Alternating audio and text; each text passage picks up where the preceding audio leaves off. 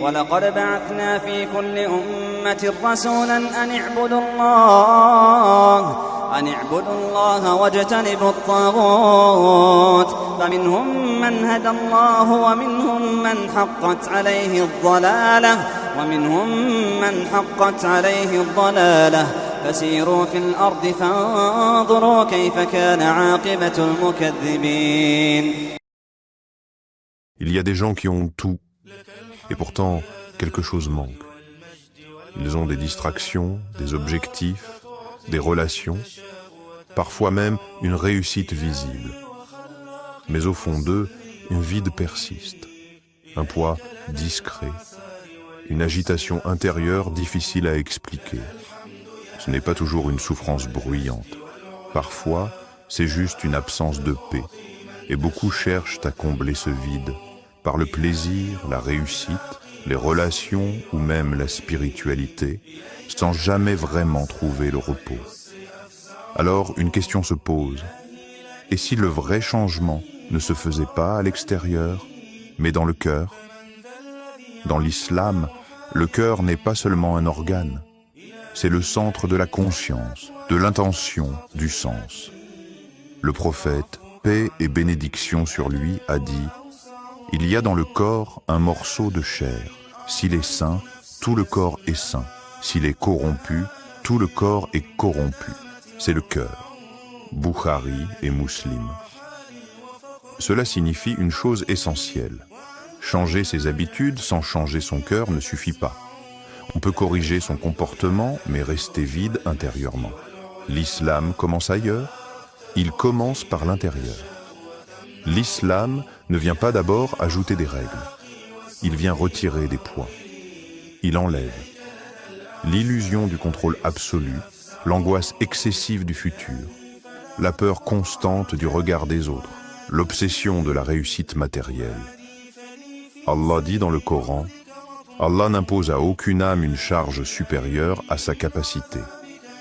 Sourate 2, Al-Baqarah, verset 286. Ce verset change profondément le regard sur l'épreuve. Ce que tu vis n'est pas une injustice, c'est une capacité que tu ignores encore. Quand cette certitude entre dans le cœur, la culpabilité diminue, la comparaison disparaît et l'âme respire. Là où le vide existait, l'islam installe une présence. Pas une religion froide, mais une relation vivante.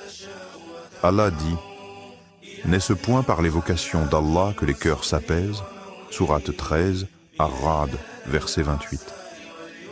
Cette paix ne dépend pas des circonstances.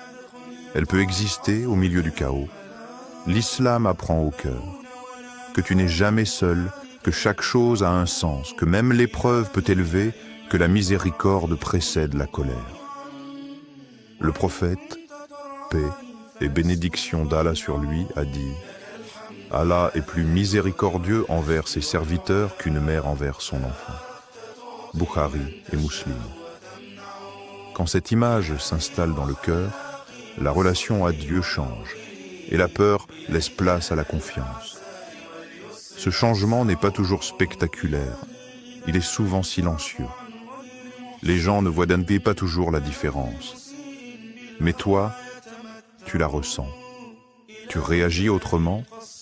Tu pardonnes plus facilement, tu supportes mieux l'injustice, tu avances sans te perdre. Allah dit: celui qu'Allah veut guider, il lui ouvre la poitrine à l'islam. Sourate 6, Al-An'am, verset 125. Ce n'est pas une contrainte, c'est une ouverture, un apaisement progressif, une clarté intérieure. L'islam ne promet pas une vie sans difficulté. Il promet un cœur capable de les traverser. Il ne supprime pas les épreuves.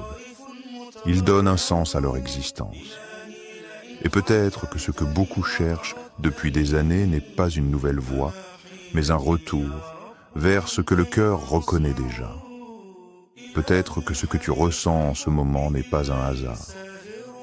Peut-être que ton cœur cherche simplement à se rappeler ce qu'il a toujours su. Prends un instant pour réfléchir, sans précipitation. La vérité n'impose jamais, elle invite. Si ce message t'a parlé, si quelque chose a résonné en toi, alors n'hésite pas à liker cette vidéo pour soutenir ce travail. Et si tu veux continuer ce chemin de réflexion, pense à t'abonner à la chaîne. D'autres messages arrivent, dans le même esprit, sincères, apaisants et tournés vers l'essentiel. Prends soin de ton cœur et que la paix soit sur toi.